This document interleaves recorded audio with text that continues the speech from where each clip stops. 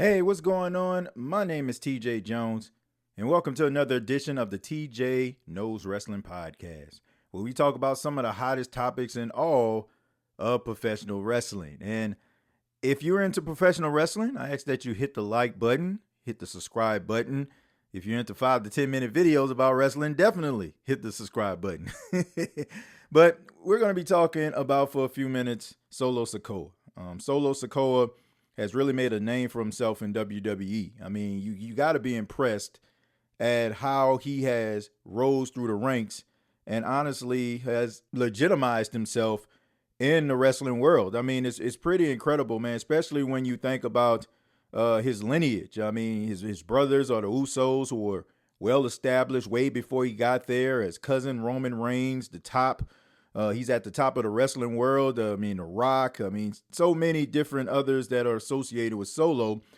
But now, man, he has really come into his own, from coming in to the WWE NXT as the Street King. And then we know about, Clash at the Castle, where he interfered in the WWE Championship match, Drew McIntyre versus Roman Reigns. And he was just standing in the background, looking tough, with his arm folded, known as the enforcer of the Bloodline. Didn't really say anything.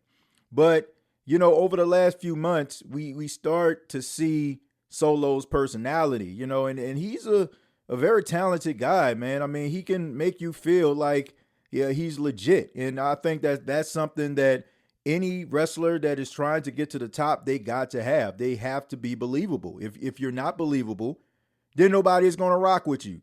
And he has done a really good job. And also, right after WrestleMania, where he turned on his brother Jimmy and he becomes the leader of the Bloodline, Roman takes a leave of absence and he basically takes it upon himself to be the tribal chief in his own mind, the head of the table in his own mind, the leader of the Bloodline. And, when this happened, a lot of people were kind of scratching their heads and wondering, can Solo hold his own? And for a little while, people were like, man, I don't know about this whole Bloodline thing. The WWE did a really good job at making them look strong, bringing in guys like Tama Tonga, Tonga Loa, not so much. But, he's a guy that has a name. And then, of course, Jacob Fatu, who has a really strong name and has really taken the WWE by storm. But, Solo never really got left in the shuffle. I mean, his promos were pretty good. I mean, his wrestling was really good. I will even go as far to say that Solo is a better wrestler than his brothers. I mean, he has a better work rate, better arsenal, more moves in his repertoire, et cetera, so he really made, a name for himself during that time. And the reason I'm talking about Solo, most importantly, is because I really feel like WWE needs to allow Solo Sikoa to be the WWE champion headed into WrestleMania. Now, before people start losing their minds and saying, what? I can't believe you just said that, man. Cody Rhodes has been dominating in WWE. He has been the face of WWE. He has been a champion for nearly a year. Look, I get all that. And I got nothing but love and respect for Cody, especially, everything that he's been through to where he is now. I respect that.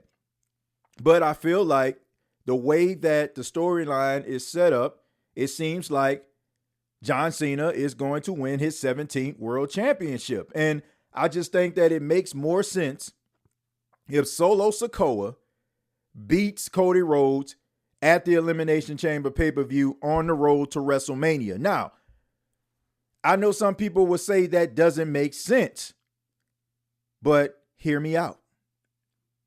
What if Cody Rhodes loses the WWE Championship because The Rock interferes in the match? Now, we all know a few months back when Roman teamed with Cody Rhodes against the Bloodline, The Rock came on stage after the match was over and did the whole cutthroat gesture. And I don't know if you all remember this, but Solo and Jacob Fatu, they were in the crowd, and Solo was like, it's according to the plan. It's according to the plan. And I don't think people caught that. What if WWE used that gesture because The Rock was going to interfere and cost Cody the WWE Championship? And The Rock and Cody Rhodes have a match at WrestleMania. And you have Solo Sikoa going into WrestleMania as the WWE Champion. And we know that Solo beat John Cena at Crown Jewel a couple of years ago.